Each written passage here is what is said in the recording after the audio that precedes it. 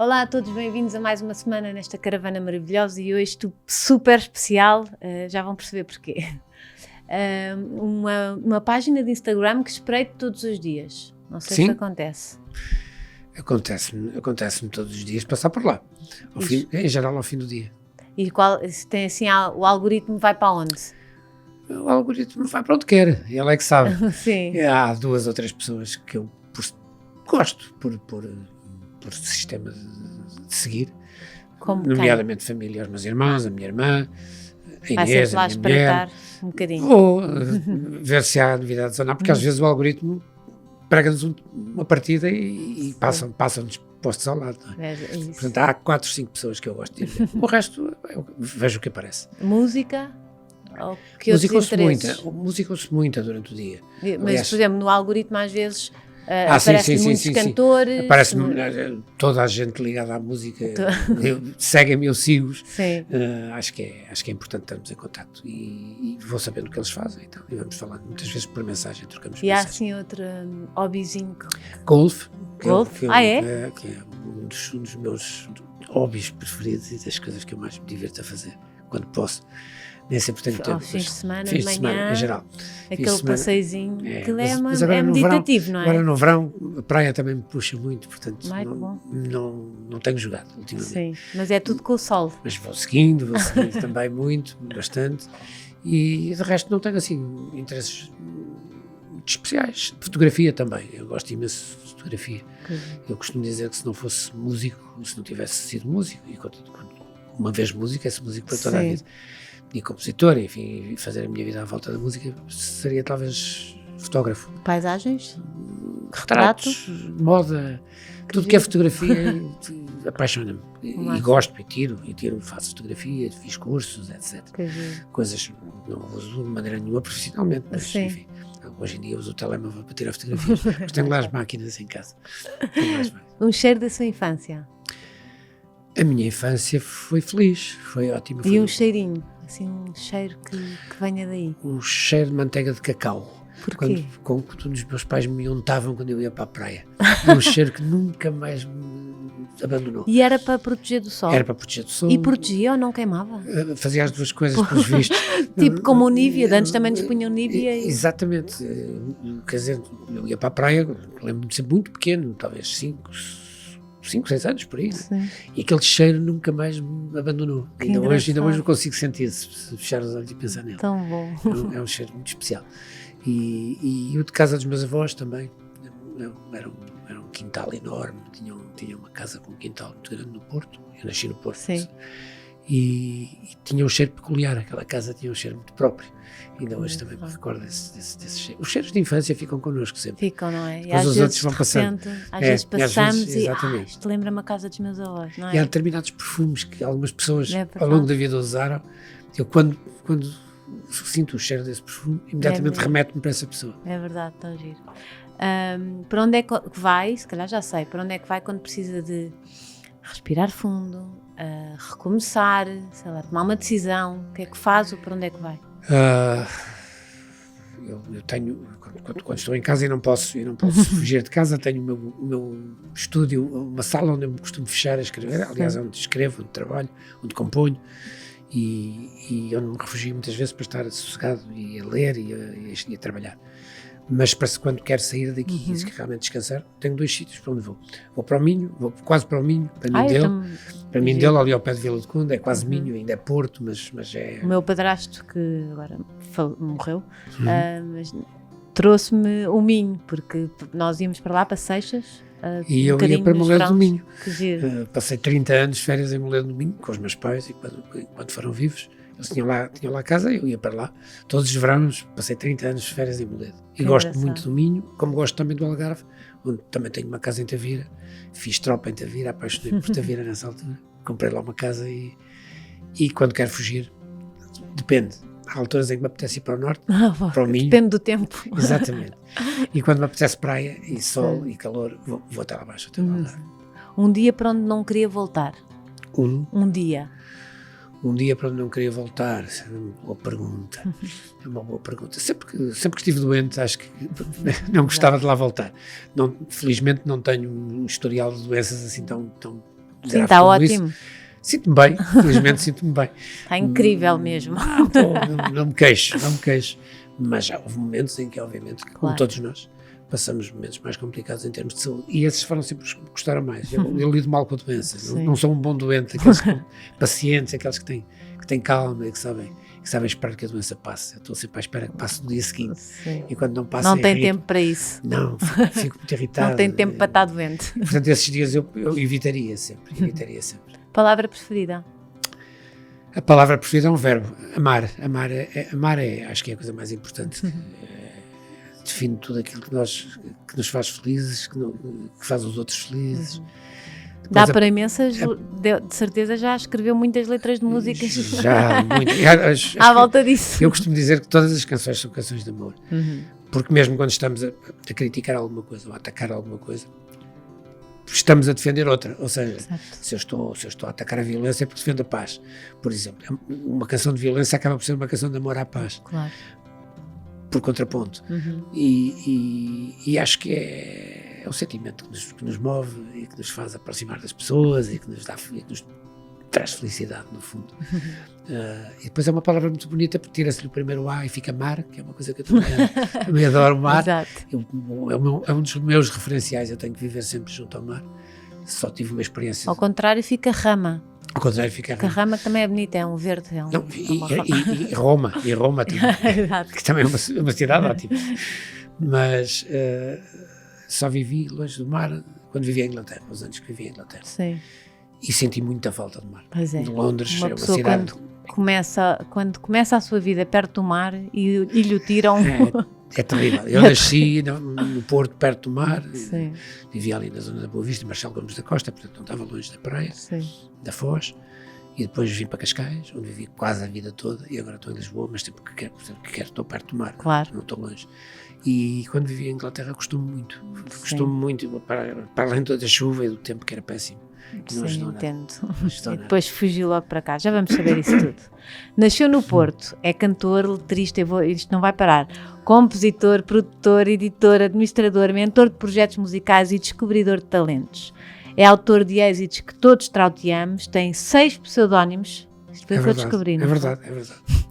E é responsável pelo sucesso de artistas de várias gerações, com mais de 500 canções escritas. Se calhar agora já são mais.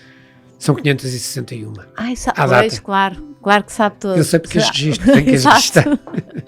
Foi executivo das editoras Universal Music Portugal e BMG. No momento é diretor, e por isso é que sabe quantas músicas é que são. Exato. E vice-presidente da Sociedade Portuguesa de Autores, onde tenho também lá muita família registada, em ferros, quadros. E bem. Forma o seu primeiro grupo aos 14 anos, começou pelo piano, passou para a viola e de lá até cá passaram 71 anos de vida e de Está certa? Está certo. 71 anos de vida. 72 em agosto. E de histórias... É leão? Não, já sou virgem por 2 dias, 25 de agosto.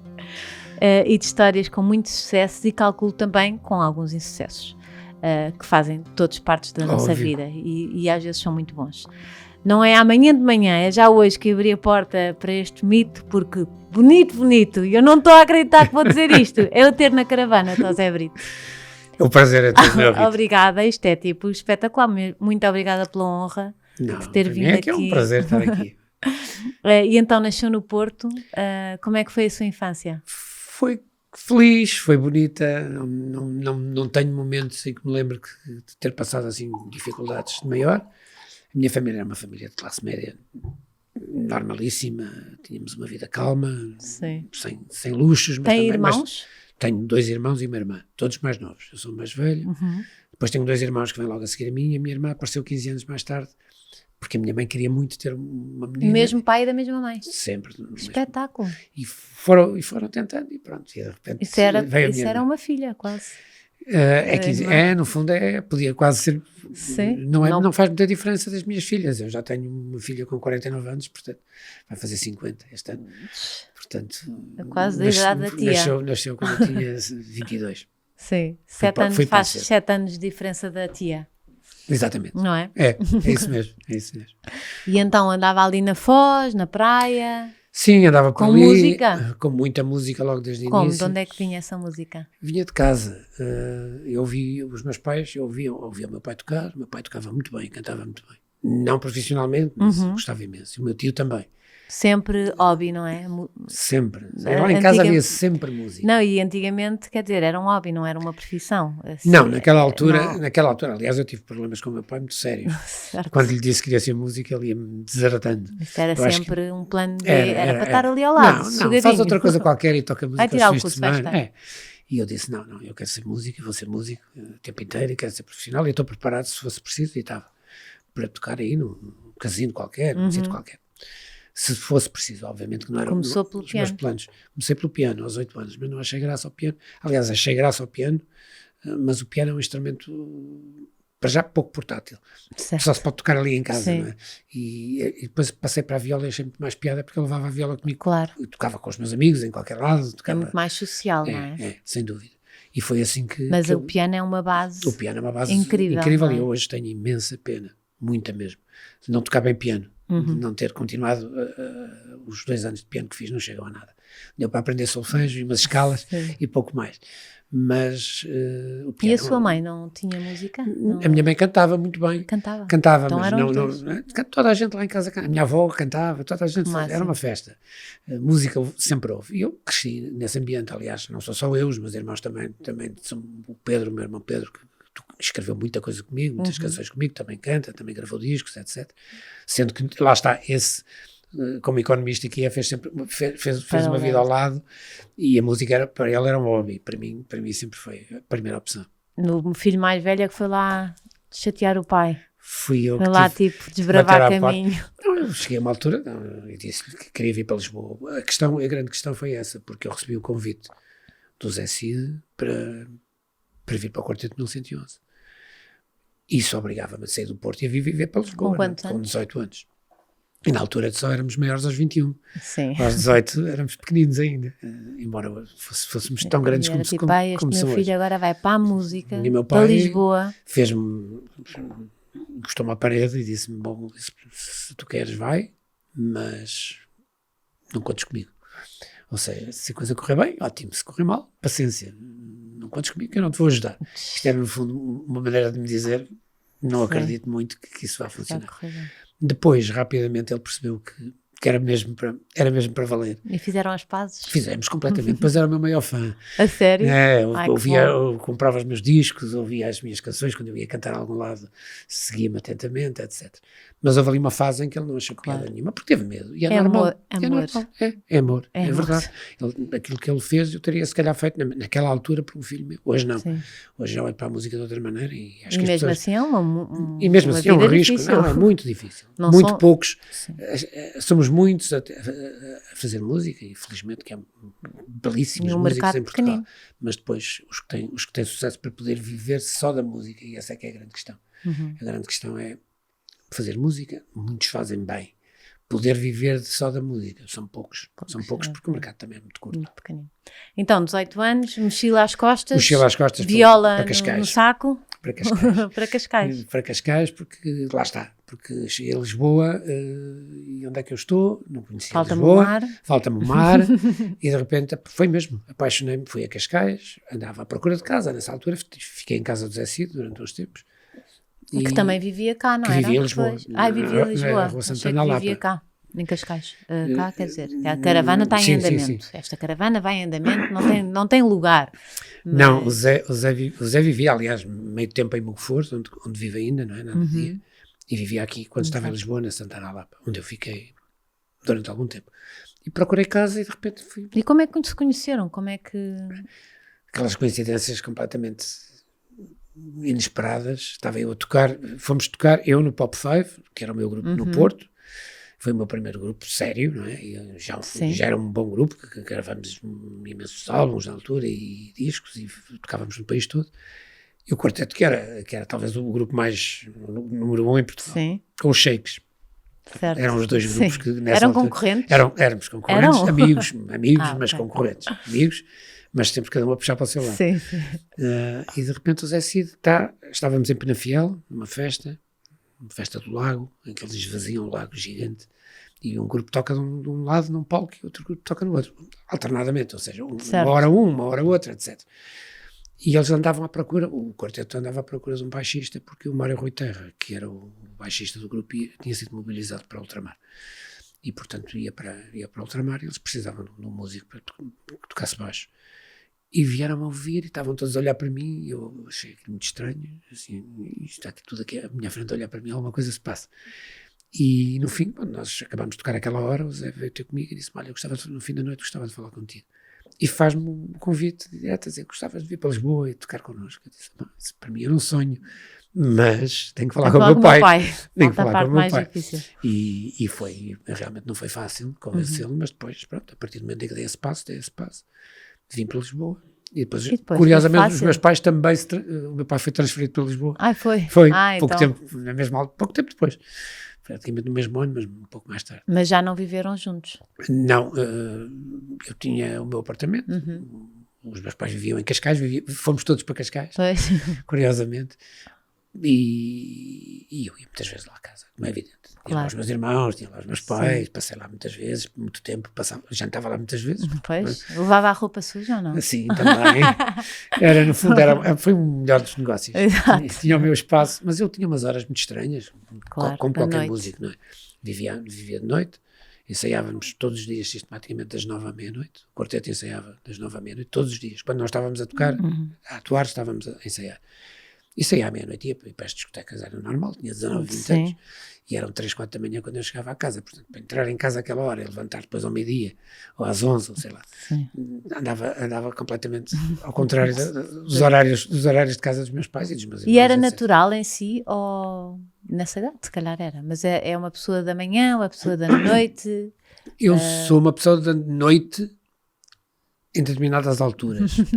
Mas, por exemplo, para jogar golfe, não me importa nada de me levantar às 7 da manhã para estar a jogar golfe às 8h30 ou às 9, por aí. Portanto, depende dos meus interesses. E nessa fase foi sempre fácil? Tinha sempre trabalho? Não, não foi fácil. Não foi fácil. Eu fiz um bom acordo. Eu percebi isso. Na altura em que vim do Porto para Lisboa para o quarteto, eu percebi que as coisas não iam ser fáceis. Porque havia épocas do ano em que tínhamos muitos espetáculos. No verão. Estávamos sempre a tocar, depois na passagem de ano, no Carnaval. Havia ali uma parte boa também, que eram as festas de finalistas, queimas das fitas, finalistas, maio. Portanto, havia épocas mortas, outubro, novembro, dezembro era terrível, não havia trabalho praticamente, e depois voltava-se a passar assim uma fase entre março e abril. Eu peço perdão que eu estou... Está bem. Com tosse. Estou com um pouco de tosse. Mas resolvi fazer uma proposta e disse: olha, isto é assim, nós vamos ganhar bem no verão, e eu sei que sim, mas também sei que depois vamos chegar a alturas em que eu não sou bom a gerir dinheiro. Ou seja, nunca gastei mais. As passinhas do Algarve. Estava a pensar de onde é que virá a expressão passaram as passinhas do Algarve. Isso pode vir daí. Pode vir daí. Mas eu realmente nessa altura tive o bom senso de dizer: não, vamos fazer uma coisa, vamos negociar um ordenado, entre aspas. Portanto, fizemos contas mais ou menos ao que durante um ano ganhávamos. Eu disse: eu prefiro que me dividam esse dinheiro todos os meses e que me paguem todos os meses a mesma coisa. Isso era com um agente? Com um agente, sim, com um manager. Não faz mal, não há problema nenhum. Isto é mais que natural. Acabo sempre por de manhã estar. Sim, com a voz mais... Isto é ainda fruto dos 3 maços de cigarros que eu fumei até aos 40 anos. E agora já não fuma? Não, mas há coisas... já deixei de fumar há 30. Há 30. Mas é curioso, por exemplo, ares condicionados... Sente logo. Primavera, por exemplo. Há coisas que me afetam e o ar-condicionado é uma delas, os cigarros. Então, se eu entrar num sítio que tenha fumo, tenho que sair. Porquê é que deixou de fumar? Por decisão minha, porque achei que eu matava-me a fumar. Quer dizer, eu fumava, eu acendia uns cigarros uns nos outros. E porque a vida à noite também puxa muito por isso. Eu às vezes fumava um maço durante o dia, depois à noite era uma barbaridade o que eu fumava. Até às 5, 6 da manhã, muitas vezes quando tinha espetáculos, mais tarde ainda. E também não se sabia que era tão mau, não é? Não, mas eu já tinha noção de que não... Era só estilo. Bem não me fazia. Não, eu gostava mesmo, havia essa parte do estilo também. Não é? Era muito ligado ao... Era, Rita, mas não, eu gostava mesmo de fumar. Pois, eu era mesmo um daqueles fumadores que tinha prazer em fumar. Sim. Até que, mas tinha a noção perfeita. Acordava de manhã. Acordava e era a primeira coisa que fazia era logo fumar. Sim. Disparate, total. E prometia a mim mesmo que antes dos 40 parava. E parei no dia 2 de fevereiro de 1991, às 4h20 da tarde. Tinha 39 anos. Sem ajuda, sem nada, assim de um dia para o Não, outro? fiz acupuntura só. Espetáculo. E parei de um dia para o outro. E hoje em dia ainda se sente assim umas saudades, às vezes quando passa, zero, ao zero? Antes pelo contrário, quando sinto o cheiro ao cigarro, afasto-me, porque sei que vou ter uma reação alérgica. Ficou cá. Ainda bem, as marcas ficaram cá. Ainda bem que a reação aspecto, ficou. Ainda bem. Exato. Pronto, voltando então, negociou esse ordenado fixo para ser uma... Para todos os meses certa. ter a certeza que não ia ter problemas, não é? Se calhar nessa altura nem se fazia muito isso profissionalizou ali um bocadinho... Foi, eu acho que ninguém fazia. Pois. Eu acho que as pessoas viviam muito ao sabor da maré, como se costuma dizer. E quando havia espetáculos viviam muito bem, porque no verão ganhava-se bom dinheiro. Não vou dizer que não, estaria a mentir. E depois tinha que se ter o juízo e a cabeça suficiente para poupar, para pôr de lado para esses meses de outubro, novembro, dezembro, em que praticamente não se fazia nada. Aproveitávamos essas alturas para ir para o estúdio gravar. Em geral era aí que gravávamos os álbuns, os discos, gravavam-se aí nessa altura. Mas isso não dava dinheiro. Dava dinheiro depois, mais tarde, quando eles se vendiam, mas isso não era na altura. E portanto eu percebi rapidamente que... E eu era muito novo. Eu vim com 18 anos para Lisboa, fiquei cá até aos 21, que foi quando fui para a Inglaterra. E eu tinha a noção perfeita. Eu sempre me conheci bem e tenho nesse aspecto, creio que sou sensato, ao ponto de saber os meus fortes e os meus fracos, os meus pontos mais fortes e fracos. Mas foi muito bom nessa altura ter percebido logo isso, podia não ter percebido e se calhar perdem-se muitos profissionais. E há muita gente que fica. Vejo muito, só aquele stress. Conheço muita gente na música que não está para aquilo, não é? Que passam épocas muito calmas, porque estão bem economicamente, e depois passam épocas em que ficam uma ansiedade e com problemas complicados. Claro. E portanto eu já tinha percebido isso muito cedo e disse, não, eu vou fazer aqui um negócio diferente. E foi um sossego, porque durante aquele tempo vivi calmamente, sem sobressaltos. E essa altura foi mesmo um sucesso, isso também? Foi uma altura em que o quarteto foi logo a seguir à Lenda del Rei Dom Sebastião, etc. E nós gravamos ali uma série de discos que se venderam bem, alguns também foram proibidos pela censura. Naquela altura tínhamos o regime que tínhamos e portanto houve discos que não chegaram a sair, ou saíram e tiveram umas horas à venda e depois desapareceram. Aliás, eu com o Zé Cid gravei este ano voltei. Estava a dizer, pois, não podem trazer isso agora. Trouxemos, fomos buscar essas canções e regravámos-las agora, 50 anos depois, mais de 50 anos depois, de um disco que se chama Tó Zé Cid, tem assim um nome. Juntamos os dois nomes. E continuam até hoje amigos? Continuamos, muito amigos. Falamos praticamente todos os dias, trocamos mensagens, etc. O Zé é um irmão mais velho que eu tenho, com um feitio muito especial, é preciso conhecer muito bem o Zé. Há pessoas que dizem que o Zé ou se ama ou se odeia. Eu acho que é impossível odiar o Zé. O Zé tem um coração gigante. Depois ainda bem que há pessoas que têm polémico, a sua personalidade. É polémico, ele é muito polémico, ele tem uma personalidade muito forte. Diz o que lhe vem à cabeça e diz, eu tenho 80 anos, posso dizer o que quiser. Certo. Já tenho idade para dizer o que quiser. Um dia tenho que o trazer aqui à caravana. Dá uma conversa incrível. Dá mesmo. E somos amigos e continuamos a ser. E depois, como é que aconteceu Londres aí? Londres acontece porque estava-se a aproximar o tempo de fazer o serviço militar e eu disse, bom, não me apetece fazer o serviço militar e ir combater uma guerra contra a qual eu a favor da qual eu não tenho nada e contra a qual eu sempre estive. E, portanto, disse, a opção é ir estudar. Quer dizer, na altura comecei a pensar em Londres, eu não vou ser músico.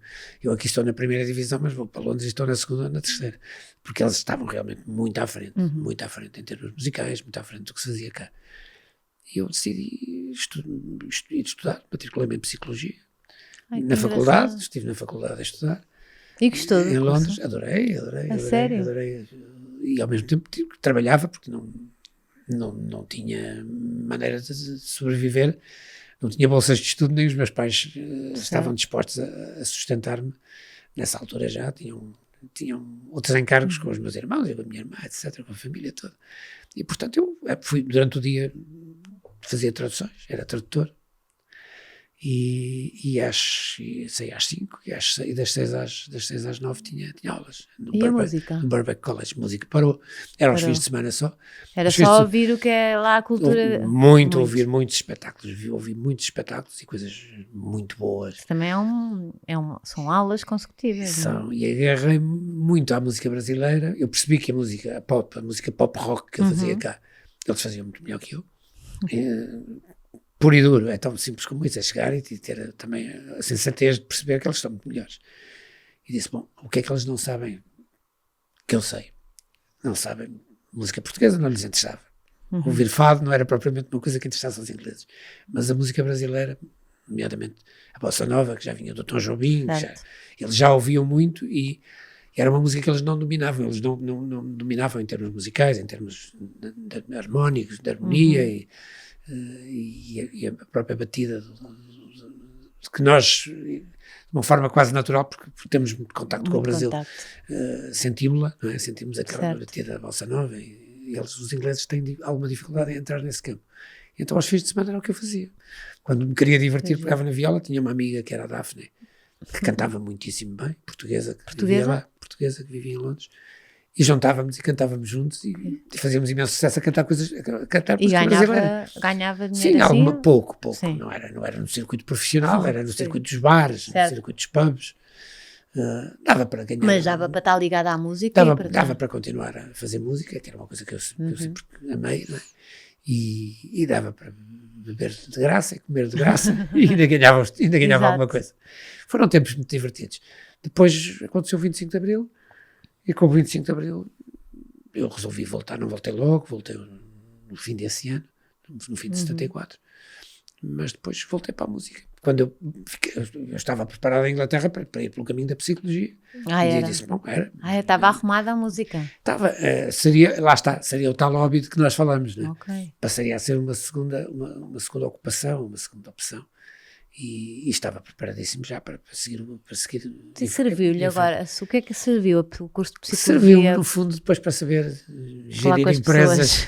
Eu fui presidente de 2 multinacionais, né? E agora estou na SPA e como vice-presidente também tenho que contatar com 26 mil autores que estão lá inscritos. É preciso muita psicologia para isso. É preciso alguma psicologia para isso, porque não há 2 pessoas iguais e neste campo da música, e não só, porque na SPA estão inscritos todos os criadores deste país, da literatura, do cinema, do teatro, da música, da dança, das artes visuais, está lá tudo. E portanto as pessoas são muito diferentes, as personalidades são muito distintas e são egos muito grandes. Depois, a maior parte dos casos temos que lidar com egos gigantes, em alguns casos. E a psicologia para isso é fantástica, ajudou-me bastante. É engraçado como é que mesmo os caminhos errados de repente acabam por nos servir no dia-a-dia, não é? Porque eu nunca pensei em usar a psicologia na minha vida, porque não fosse seguir a via de ser psicólogo. E que cá não devia ainda ser uma profissão não muito... havia sequer o ISPA. Quando eu comecei a fazer o curso em Inglaterra, eu estava a pensar isso, não havia sequer o ISPA em Portugal. Esse não era um tema muito falado. Não, e uma das hipóteses que eu sempre pensei é que, bom, se um dia voltar a Portugal com um curso de psicologia, eu posso também enverdar por esse caminho. Porque não havia muita gente preparada nesse campo em Portugal e os que havia tinham feito cursos no estrangeiro. Mas cheguei e a música aconteceu outra vez com uma força tal. Como é que foi? O que é que foi aquele momentozinho em que disse, pronto, adeus psicologia? Um momentozinho, bem, eu cheguei, não é? Cheguei no fim de 74, 75 fiz o serviço militar, o ano todo. Estive quase o ano todo em Tavira, mas não só, Mafra, que é luz também, mas quase o ano todo em Tavira. E depois em 76 fiz o Godspell, foi uma peça musical lindíssima que aconteceu nesse ano no Teatro Vilaré. Na tropa foi de viola atrás? Sim, sempre. E ajudou-me muito também a passar lá o tempo e a divertir as pessoas. Claro. Divertíamos muito. Depois em 76 estive a fazer o Godspell no Teatro Vilaré. Foi quando eu nasci. 76. E 77, exatamente, 76, fim de 76. o Gemini nasce em fim de 76. Começamos a pensar num projeto novo, porque o quarteto tinha-se esgotado, o projeto, o Zé Cid já estava a fazer a sua carreira a solo, e muito bem. Tinha decidido começar a fazer a vida dele a solo. Ou seja, já faz a Já, minha vida. Já faz, exatamente. 46 anos, pelo menos. A solo, porque portanto ele já faz. Sim, há mais tempo. Há muito mais tempo. E eu e o Mike, no fundo, que era meu companheiro no quarteto. No quarteto. Decidimos, vamos fazer um grupo completamente diferente. Os ABBA estavam na moda nessa altura, estamos em 76, os ABBA tinham ganho a Eurovisão em 74. Dizemos, porque é que não fazemos a mesma coisa? Não formamos um grupo com 2 homens, 2 mulheres, a cantar, não é? E depois, musicalmente, éramos nós que tratávamos de tudo, nós e outros músicos. E assim foi. O Gemini, o primeiro disco foi o Pensando em Ti, foi um sucesso gigante. E a partir dali eu nunca mais tive dúvidas que já não ia parar. Comecei a escrever para muita gente, aliás. O que eu mais fiz, talvez, e com mais sucesso, posso usar a palavra, terá sido até escrever para outros que não para mim. Com os seus 6 heterónimos? Em alguns casos, azeios, em alguns casos, como é evidente, eles nasceram para isso mesmo, não é? Sim. Mas não é muito hábito meu. De vez em quando, em casos especiais, azeios. Mas comecei a escrever e nessa fase... Às 12? Isso é um pouquinho mais tarde.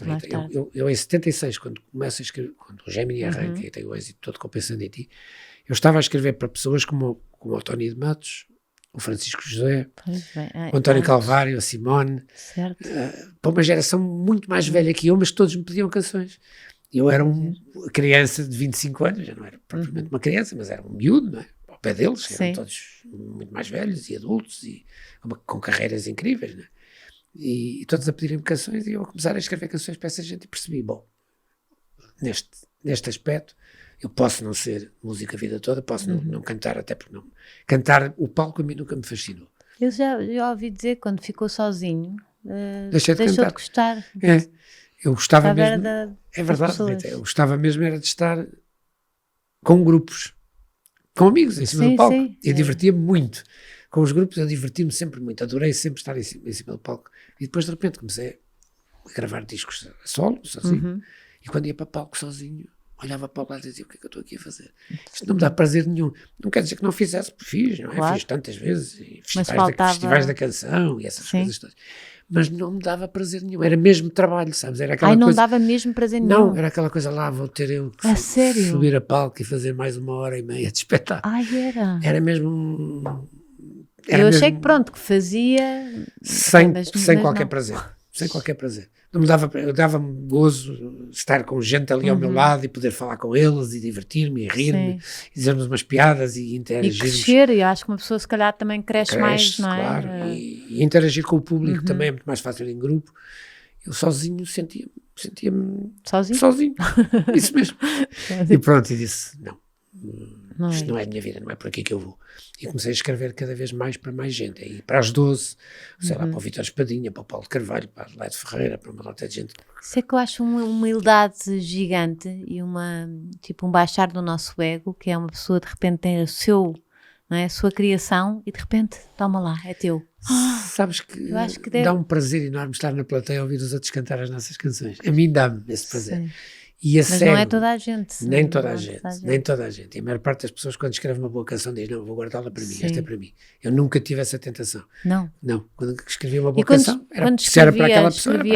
A pensar nessa pessoa, claro, quando escrevia para o Carlos do Carmo, por exemplo, para quem eu escrevi muita coisa, mete-se um bocadinho na pele dele. Completamente. Okay. E quando não conhecia as pessoas, e havia casos que não conhecia, havia pessoas que me telefonavam, a primeira vez que eu escrevi para o Tony de Matos ou para o Francisco José, que eram pessoas que podiam ser meus pais, eu tive que ir falar com eles e dizer, peço desculpa, mas eu gostava de almoçar contigo. Sim, conhecer um bocadinho melhor. Falar contigo, ou vens cá ter comigo à companhia, falamos aqui, bebemos um café e conversamos. Ficava ali umas horas à conversa, tinha que perceber quais eram as motivações, Isso é quase os um gostos. Escritor, não é?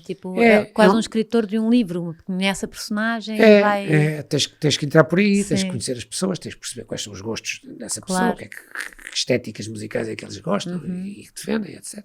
E depois a partir daí torna-se mais fácil. E eu gostei sempre muito, aliás, essa parte, esse ego, digamos, de estar em cima do palco e de sentir que isso é um orgulho e é um prazer enorme e dá um grande gozo. eu senti-o dos 18, quando comecei aliás, desde os 15 com o Pop 5, já no Porto com o Pop 5, depois com 18 anos no Quarteto 1111, e depois com o Gemini. Portanto, enquanto andei a cantar em grupos, eu senti digamos que esse prazer que vinha de estar em cima do palco. Sim. E a sensação de poder que isso te dá, até certo ponto. Depois, quando comecei a cantar sozinho, porque não me agradava estar em cima do palco sozinho, disse, mas isto não me agrada, eu estou aqui a fazer uma coisa, pronto, é trabalho, eu tinha que o fazer naquela altura, era a minha vida. Já tinha filhos? E não já tinha 2 filhas. A primeira nasceu em 74 Às tantas e a também minha aqui em 78. Tem que levar dinheiro para casa. Exatamente. E depois começas a pensar, e depois rapidamente comecei a perceber que a indústria, e por aí é que eu vou parar à Poligrama, e depois presidente da BMG, e depois da Universal, chegar a presidente da administração da Universal, etc. Também faz parte de um plano de vida que tu começas a perceber. Calma, tu agora tens uma família, tu não és... Ser músico é muito bonito, mas lá está, há uma dose de insegurança muito grande, e é muito mais seguro se tu realmente estás na indústria, estás numa multinacional e tens um cargo de chefia, de gestão. E se calhar também, quer dizer, já tinha feito tanto, se calhar isto é uma aprendizagem, não é? E já tinha gozado muito, não é? Foram 15 anos a ter prazer em cima do palco. Na altura certa. E depois, a partir daí, o prazer reverteu para a escrita de canções. Certo. E dava-me imenso prazer, e dava-me realmente imenso prazer, escrever uma canção que tivesse muito sucesso e depois ir ver os espetáculos dessas pessoas e vê-las felizes a cantar as canções e ver as pessoas, o público todo a cantar as canções. A música é e nós incrível, não é? sentimos fui eu que escrevi isto, pronto. Sim. Que é bonito. Toda a gente canta a minha música. Exatamente. Deve ser uma sensação incrível. É bom, é muito bom. O que é que foi assim, aquele momentozinho que o encheu mesmo de orgulho? Assim, eu penso que as idas à Eurovisão, todas elas foram muito importantes. Primeiro com o Gemini, em que fui cantar. Naquela altura, não é? Naquela altura. O Festival da Canção era... O festival era uma coisa muito importante, parava o país. 78, quando nós lá fomos, em 78, o festival ainda tinha um peso gigante. E com as Doce, em 82, ainda foi um festival muito forte, e nós, lembro de termos ido à Inglaterra e correr muito bem, foi positivo, percebes? A canção ficou a meio da tabela, naquela altura Portugal não tinha grandes hipóteses, não teve durante 50 anos. Eu não percebo o Festival da Canção, não percebo. Ninguém percebe.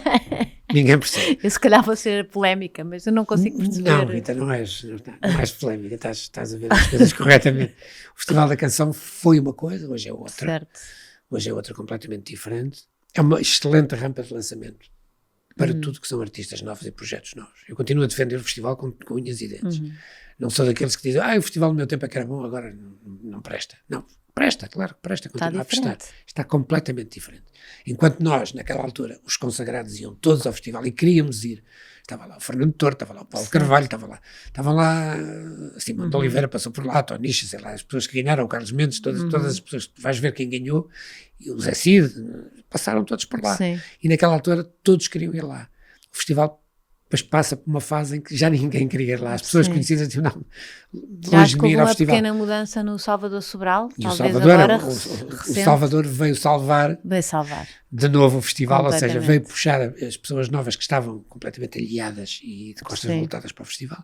Quando o Salvador ganha, e é o primeiro ano em que são convites diretos, que RTP, o primeiro ano em que este regime, este sistema que estão a utilizar começou naquele ano, foram convites diretos a determinados compositores. A Luísa escreveu uma canção lindíssima, a Luísa Sobral, a canção é genial. E aí o país parou um bocadinho também. E o Salvador estava numa fase da vida muito difícil. Que as pessoas acompanharam muito. Que as pessoas acompanharam muito, isso também lhe deu ali uma carga emocional. Mas a música era linda. A música é fantástica, é das canções mais bonitas que escreveram nos últimos anos em Portugal. E o Salvador deu-lhe aquela carga emocional que ela depois precisava. Ele canta lindamente, cantou lindamente a canção e depois com toda a envolvência que havia aquela situação dele, isto virou... Sentiu-se um bocadinho o Festival da Canção antigo. Sentiu-se muito. Sentiu-se depois quando ele ganha na Eurovisão, que é um orgulho, porque a canção realmente merecia, era uma canção lindíssima, em contraponto às outras todas. E pronto, e por aí ficámos. E ganhar vai ser extremamente difícil de se repetir-se alguma vez na vida. Não quer dizer que não possa acontecer, mas não é nada fácil. Por questões conjunturais, Portugal não tem força não tem Sim, a força. agora vi Depois tu qualquer vês coisa, as trocas de votos. que a Espanha, nós pusemos Espanha em primeiro, sei Sim, lá, e depois eles maltratam-nos, desculpem os espanhóis, mas pronto. Não, mas é verdade. Mas é Quer dizer, verdade. esses acordos que havia antigamente, que ainda existiam alguns, hoje existem muito por regiões, os países de leste votam todos uns nos outros, os países escandinavos votam Sim, todos uns já nos outros. não é só música, E para não. Portugal está é um país um bocado marginal nesse aspecto. Estamos cá na pontinha da Europa e já nem os espanhóis nos ajudam. Exato. E, portanto, Já ultrapassa a música, não é? mas isto passou a ser, é preciso perceber o Festival da Canção, porque hoje em dia um festival que foi um festival de música, em que o que era importante eram as canções. Exato. Hoje em dia é um festival cénico. É quase ou mais importante a maneira como tu te apresentas no palco. Portanto, toda a cenografia, toda a parte de espetáculo, digamos assim, do que depois a canção em si, porque as canções são todas muito iguais. Sim. Tu ouves aquilo e é muito difícil chegares ao fim e uma canção ficar no ouvido. Muito complicado, mesmo as que ganham, percebes? A canção que ganha, já, o festival foi em maio e já ninguém se lembra. Sim. Percebes? Se fores ir pela rua perguntar, cante uma canção que ganhou a Eurovisão, não encontras. Se encontrares um em 100, estás com muita sorte. Se encontrares um em 100. Nesses anos, as canções que ganhavam a Eurovisão, nos anos 60, 70, as canções que ganhavam a Eurovisão, perguntavas às pessoas na rua. Dão até hoje. Até hoje cantam-se, não é? até hoje cantam-se. É Mas incrível. naquela altura, 2 meses ou 3 a seguir, toda a gente sabia qual era a canção que tinha ganho. Portanto, o festival mudou, o paradigma mudou. E agora é uma coisa muito mais cénica. A música toda em geral um bocadinho mudou, não é? A música toda mudou, sem dúvida. Agora há os Spotify, tudo porque completamente. o consumo é muito mais rápido, é muito mais imediato. Não há a mesma preocupação que nós tínhamos de escrever canções que perdurassem no tempo, que fossem intemporais. E não é por acaso que tu cantas, eu e curiosamente, quando eu vou a um espetáculo com o Zé Cida, que vou muitas vezes por piada, porque ele convida-me e eu digo, vamos lá cantar. Estou meia hora em palco a cantar coisas com ele. E toda a gente, são 3 gerações a cantar, são os avós, são os pais e são os filhos e netos, não é? Toda a gente canta essas canções do princípio ao fim, sabem as letras, etc. Agora, tens uma geração de gente nova muito boa, que escreve muito bem. A malta nova conhece, se fores ouvir vamos pegar a Carolina Deslandes, por exemplo. Certo. Pegar só no nome para não estar aqui a dizer muitos. Vais ver um espetáculo de Carolina Deslandes e aquela gente, quase toda a gente muito nova que está a ver os espetáculos da Carolina, cantam as canções da Carolina. Certo. Mas depois os pais e os avós cantam uma ou duas, percebes? Há uma ou duas realmente que são... Que conhecem, se calhar não cantam. Sim, não saberão cantar a letra toda, mas conhecem. E há muito mais gente a fazer música. Havia um crivo natural, que eram as editoras, que era o lado. Tu antigamente tinhas que passar por uma editora. Ou seja, as editoras, não havia dinheiro, os estúdios não eram digitais como são hoje. Tu hoje, em casa, com Pro Tools, com tecnologia muito moderna, digital, numa sala igual a esta, uma sala que não precisa de ser maior do que esta. Isto não é uma sala, isto é uma caravana. Isto é uma caravana. Peço desculpa, é uma sala dentro de uma caravana. Sim. Mas num espaço como este, tu tens um estúdio, sem problema nenhum. Sim. E podes estar sozinho. E podes estar sozinho a fazer tudo. Antigamente íamos para um estúdio analógico, eram gigantes, tinhas de ter um técnico que soubesse mexer numa mesa de 24 pistas, um produtor, enfim, tudo mudou. E nós gravávamos quando as editoras nos contratavam para isso, e tínhamos um contrato com as editoras. E, portanto, havia aí um crivo, percebes que hoje tu podes dizer que a música é muito mais democrática. No sentido de qualquer pessoa pode gravar em casa, faz o upload no YouTube, faz o upload no Spotify, e as canções estão lá, e toda a gente as pode ouvir, e pronto. Mas depois o problema é, são tantos milhares a fazer isto, que depois já não sabes quem lá está, e quem fez, e quem não fez, tirando aqueles nomes que já são conhecidos, não é? Tens que andar depois com uma lanterna, à procura de quem fez o quê. E depois como é que eles também vivem, não é? Porque é só dos concertos, então. Porque... Muito dos concertos, e os que têm visibilidade, e são alguns. Os discos já não se compram. Discos não, mas há streaming, as plataformas de streaming pagam direitos digitais, direitos das plataformas digitais, e direitos de autor, e também de royalties de artista, percebes? Porque tu hoje em dia fazes contratos com editoras, continuas a fazer, mas já não é para vender discos, é para ter visualizações nas plataformas digitais e ganhar dinheiro por aí. E, portanto, tudo isto mudou. e veio democratizar a música muito, porque qualquer pessoa em casa com um pequenino estúdio pode não precisa fazer de ser amigo daquilo, nem precisa ter uma editora, nem sim. precisa ter uma máquina por trás, como nós tínhamos que ter, e faz as coisas sozinho. Mas depois nós tínhamos uma certeza, quando fazíamos as coisas, tínhamos o apoio de uma editora, e tínhamos rádio, e tínhamos televisão, e tínhamos meios que iam difundir aquilo que nós fazíamos. Há pessoas que podem nunca chegar lá. E agora há pessoas que ficam perdidas no YouTube, claro. e ficam perdidas nas plataformas digitais, mas ninguém sabe que elas existem, percebes? Sim. E portanto, por um lado é bom, dá oportunidade a muito mais gente de fazer música, por outro lado não tem a visibilidade que nós tivemos há 50 anos, há 40, há 30. A internet veio mudar o mundo. Sim. E a música, por tabela, também mudou, não é? A partir de 98, com o Napster, quando começou a troca de ficheiros do Napster, começou um mundo completamente novo. Foi aí que tudo começou. Como é que foi este seu percurso todo sendo pai? Como é que a música às vezes pode... Foi bom, foi muito bom, quer dizer, fui um pai ausente muitas vezes por necessidade, porque não podia estar presente, estava longe, não é? Mas quando estava em casa também, a música tem esse lado bom, não é? Podes estar às vezes um mês fora de casa, estás a fazer uma turnê no estrangeiro, ou estás a fazer uma turnê no verão pelo país, e quase não vens a casa, ou não vens mesmo a casa quando estás no estrangeiro.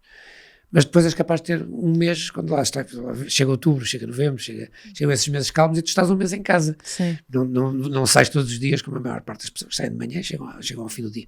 Portanto, podes dar muito mais atenção aos teus filhos. Quando se está. Quando se está. E, portanto, fui pai ausente muitas vezes, mas também fui pai presente bastantes mais, sim. Porque havia alturas em que eu estava realmente em casa e tinha tempo e disponibilidade para estar com as minhas filhas, sim. Com as minhas 2 filhas. Depois e nenhuma seguiu música? Não, felizmente. Felizmente, porque nestes tempos eu acho que não é tão seguro como foi. É engraçado, a música nunca é segura, não é? A música nunca é segura, mas era mais segura antigamente, sim. Que é hoje. As coisas passam também muito mais rapidamente. Sim. Nós antigamente íamos ao festival, voltemos ao festival. Tu ias ao Festival da Canção. O país parava para estar a ver o festival. Viam-te. E a partir daquele dia, tu tinhas trabalho durante uns anos. Por teres ido ao festival durante 2, 3 anos, se corresse bem, muito mais do que isso, claro. Tinhas trabalho, seguríssimo. Tu hoje passas pelo festival, podes ter trabalho ou não ter. A maior parte das pessoas que por lá passam não tem mais trabalho por lá terem ido. Sim. Percebes? Portanto, as coisas mudaram completamente.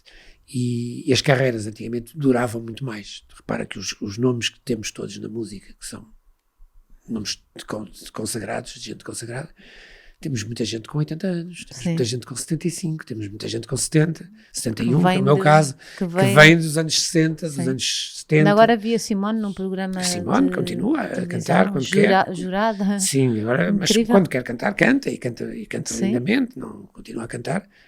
A voz vai mudando com a idade, não há nada a fazer, mas não deixa de ser a Simone, não deixa de ser magnífico. E das pessoas que estarem encantador ouvi-la cantar. E, portanto, isto passa-se com muita gente.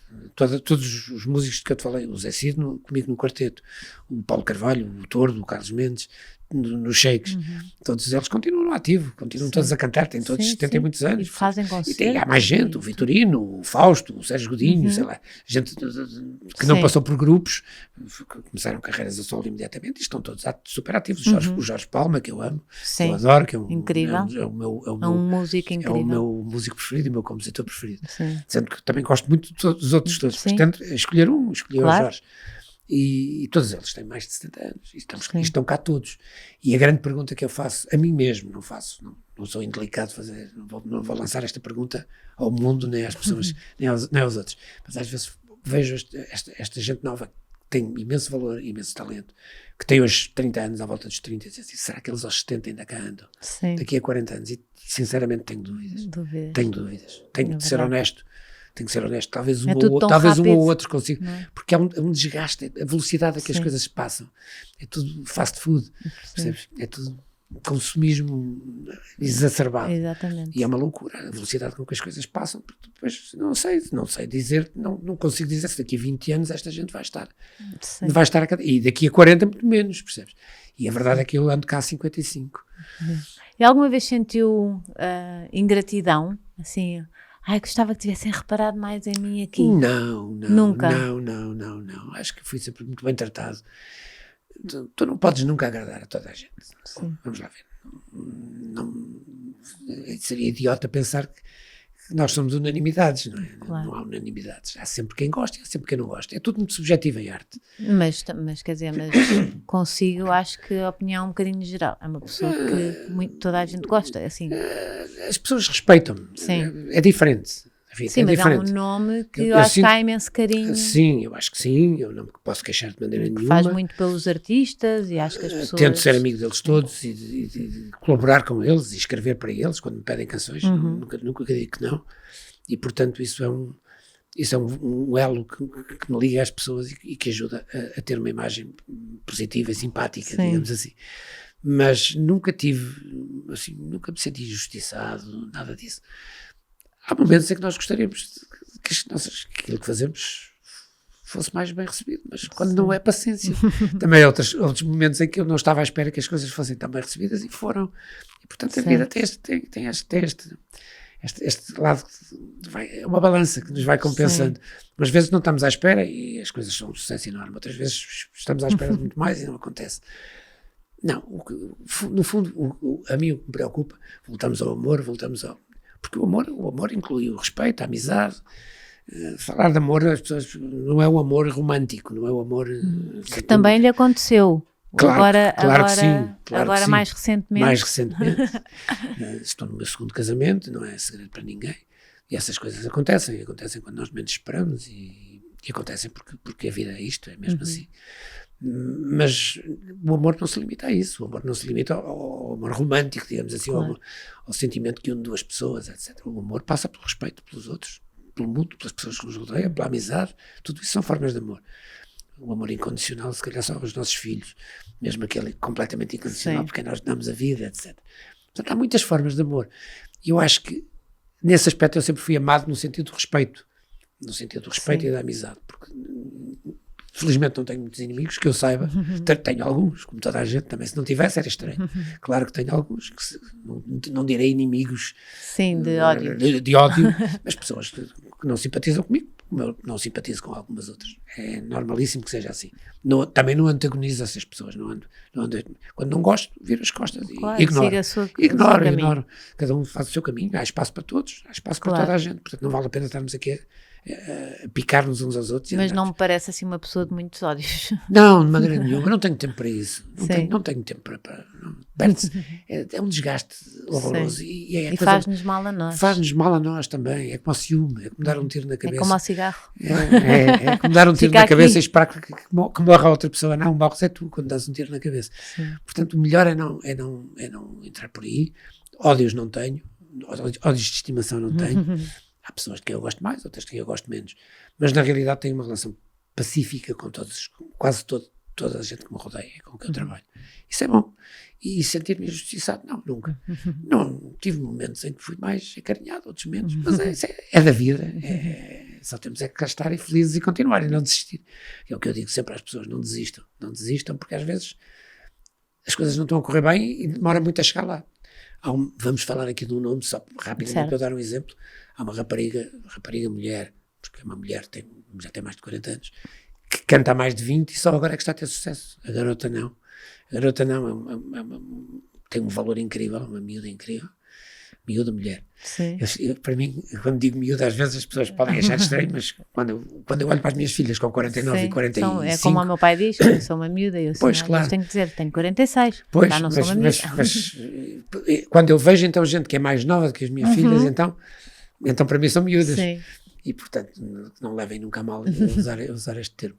Mas, por exemplo, a garota não, esteve 20 anos, uma pessoa que esteve 20 anos a tentar aparecer, ter algum protagonismo, ter visibilidade. E conseguiu agora. E, portanto, há que insistir, há que não desistir e acreditar sempre em nós próprios. Se não acreditarmos nós, ninguém vai acreditar. Ninguém vai acreditar mais.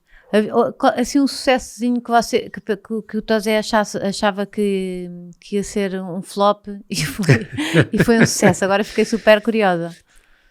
Olha, flop não, mas, por exemplo, quando eu escrevi o papel principal para Adelaide Ferreira, a canção entrou num álbum que se chama Qualquer Ano, de 1983, e está no lado B do álbum. Ninguém ligou nada à canção, ficou lá perdida no lado B, era a segunda faixa do lado B do álbum. Outras canções tocaram na rádio, etc. E aquela não tocou nunca, ficou perdida, esquecida, etc. E de repente há uma novela em 1998 que Vai buscar aquela que música. vai buscar aquela música. Fez-se um dueto entre a Adelaide e a Dulce Pontes, cantaram aquilo em dueto Sim. para, E aquilo foi para a novela boom. e a partir daí, tudo que é karaoke deste país, tens lá a canção. Portanto, há coisas que acontecem sem tu estás à espera, percebes? E por exemplo, o Recordar é Viver, que eu escrevi para o Vítor Espadinha. Sim. O Vítor não cantava, era ator, e de repente, porque precisava, teve problemas no teatro, estava naquela altura sem trabalho, e disse-me, eu gostava de cantar, e vamos lá. Eu disse, Também não, é cá de Cascais, também se encontraram eu por disse, aqui. Vítor, vou-te pôr a falar, porque tu tens um timbre lindíssimo, dizes muitíssimo bem, mas tu a cantar, cantas um bocadinho, pronto, ok. Aguentas-te, mas não podes cantar uma canção Sim. como um cantor. E, portanto, fomos para um registro um bocado de Joe Dassin, não vamos escondê-lo, a influência foi Joe Dassin. Certo. Falado, e com o refrão cantado, com os coros, etc. E tal. E de repente não estávamos à espera que aquilo pudesse ter algum sucesso, que fosse uma canção que fosse bem recebida e tal. E vendeu centenas de milhares de cópias na altura de singles, depois LPs, cassetes, mini cassetes, valia tudo e mais alguma coisa. Aproximou-se de 500 mil de unidades vendidas, que nunca me passou pela cabeça que pudesse acontecer com aquela canção. Incrível. E portanto há coisas assim que acontecem quando tu não estás à espera. Como às vezes ao contrário também acontece. Também diz, esta não falha, e falha. Mas dessa não falamos porque falhou, então não Exatamente, sabemos. Nunca se vai reformar, pois não? Não, nunca. Acho que faz muito bem. Nunca. Tecnicamente já estou reformado. Sim. Já recebo a minha reforma. Sim. Mas não deixo de trabalhar. Já Claro. recebo desde os 66, não é? Sim, 65 ou 66. 66. Já nem sei se foi aos 75 ou 76. Na verdade, continuo a trabalhar e não vou parar nunca de trabalhar. E os meus Acho que é planos- muito importante, não é? Eu às vezes vejo muito, principalmente, eu já estive a falar disto, mas muitos homens, porque os homens se agarram muito ao seu trabalho e que de repente ficam reformam-se, não é? Vão para casa Não, e isso não é entram bom. ali num loop que não lhes faz Isso nada a bem. mim não me faria nunca bem, até porque eu tenho facilmente poder Para ir já para tem casa. imensa energia. Tenho e sinto-me bem, e enquanto Sim. houver saúde, não, Claro, então para. sempre a andar para a frente. Sempre para a frente. E depois eu poderia cair numa tentação facilmente, que era a tentação de dizer, não, a minha vida é escrever. Eu escrevo canções e podem escrever canções. Hoje em dia estou a escrever um livro. É um sonho que eu sempre tive Que e giro. finalmente estou a conseguir tempo para o fazer. Romance? É um romance. É um romance um pouco autobiográfico, Que giro. muito baseado, aquilo que chamam hoje em dia autoficção, Sim. porque no fundo é baseado em experiências que eu vivi, depois romanceadas Claro. e ficcionadas. Está-me a dar imenso gozo. E está a avançar bem? Tá, vou a meio. É Ai, para acabar em dezembro. Uau. Tem que estar pronto no Natal. Está muito Depois avançado. mande uma mensagem a dizer, já está pronto, em dizer. Mas vocês vão ouvir falar de certeza, Claro. porque conta histórias divertidas. Em vez de ser uma canção, são muitas canções num livro. Eu Sim. costumo dizer que aquilo é um musical. Ai, que massa. São muitas histórias bonitas que davam canções também. E estou-me a divertir imenso a escrever. E podia cair nessa tentação, que é dizer, eu vou para casa, eu não estou reformado, eu estou a escrever, eu sou um compositor, eu sou um autor. Mas isso não é a mesma coisa que sair de casa de manhã e ir para trabalhar para a SPA e estar na SPA às horas que forem necessárias. Onde é que escreve as suas? É À no noite seu em casa. cantinho? À noite em casa, no meu cantinho. Sempre. A minha disciplina, nesse aspecto eu sou disciplinado, janto cedo, E senta-se a escrever. sento-me a escrever, das 9 até à 1 da manhã. Ai, Sempre. e nunca escreve nada Sempre assim? menos aos fins de semana. Tipo, vem uma inspiração e... Escrevo muito no telemóvel. Sim. Muito. Pois, quando vem assim, mas depois... Estou sempre a escrever no telemóvel. Às vezes, a meio do dia, vem uma ideia, escrevo, e de repente passa meia hora e estou a escrever no telemóvel. Escrevo muito no telemóvel. E depois passo a mão para um caderno onde tenho Sim. tudo, para um caderno que é um livro de datas gigantesco, e depois, só aí, depois no fim, é que passo para o computador. Ok. Portanto, faz o trajeto Ou telemóvel, faz uma triagem gigante. telemóvel, escrita à mão, À mão, só depois e computador. depois é que vai para o E computador. algumas ficam pelo caminho. E algumas ficam pelo caminho, e não, o livro tem uma unidade, tem um fio condutor, e portanto vou tirando umas partes, vou cortando, vou aprimorando, entre aspas, o que estou a fazer, mas essa tentação de ficar em casa a escrever eu não quero nunca cair nela. Quero continuar a sair de casa, estar as horas que for preciso estar na SPA, muitas vezes não é preciso estar lá das 9 da manhã às 6 da tarde, Sim, claro. mas quando é preciso estar lá das 9 da manhã à meia-noite estamos também. E, portanto, E essa missão de ajudar os outros e de ter o foco também noutros, acho que é muito importante.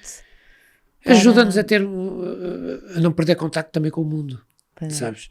Porque, Não está tão também os artistas fechado. muitas vezes Fecham-se neles próprios. E daí podem vir lugares escuros, Podem, não é bom. não é? E há pessoas que vivem muito a olhar para dentro, Exato. percebes? Interiorizam muito o que estão a fazer, cortam o contacto humano, que para mim é absolutamente fundamental. Não queria estar em palco sozinho e continua sem querer estar em palco Não, sozinho. exatamente. Eu sozinho não estou bem.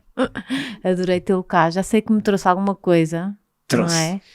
Trouxe. Foi mesmo bom. Ficava aqui assim, porque isto aqui eram só histórias atrás de histórias, tenho a certeza. Podíamos, agora estou longe do microfone, podíamos estar... Quando lançar o seu livro, volta cá. O que é que acha? Acho Falamos muito sobre bem, o está livro. combinado. E Então entretanto vá. ofereço-lhe um livro. Ah, Ofereço-te, já agora tenho-te estado a tratar por ti. uau, Tosé Brito, 40 canções, partituras, letras e cifras. Ai, que máximo. Tem fotografias, tem as letras das canções, tem as partituras, se alguém quiser tocar. É um livro que já tem algum tempo. Eu queria muito que o meu filho tocasse, que eu acho que ele tem um jeitão para a Ele música. tem os e ele- acordes também, para além das partituras, tem a cifra, para quem está a começar a tocar sim. viola e tal. E portanto ajuda. Ai, adorei. É um Outubro de 2010. Exato, já tem uns aninhos, Máximo. mas tem aí as canções mais conhecidas, aquelas. Houve algumas que, obviamente, foram escritas já depois disso, e essas não podem estar aí. Não, exato. Mas aquelas que eu escrevi, de que estávamos aqui a falar, as tais que têm 20, 30, 40, 50 anos, Sim. algumas estão aí Estão todas. aqui todas. Que Estão aí máximo. Adorei este presente. Muito obrigada. Nada, eu Adorei é que tê-lo agra- cá eu é que mesmo agradeço, e foi um- fica combinado de volta quando tiver o livro. fica Dezembro, que é para falarmos Em de... dezembro estará terminado. Exato, quando lançar. Vou dar mais uns tempinhos. A ideia é depois passá-lo para as mãos do editor, depois vamos ver quando sai. Exato. Quando sair, eu gostava de cá vir. Boa. Fica Então, combinado? Fica combinado. Obrigado, Obrigada, adorei tê-lo cá. Obrigado, eu. Obrigada. Beijinhos, boa semana.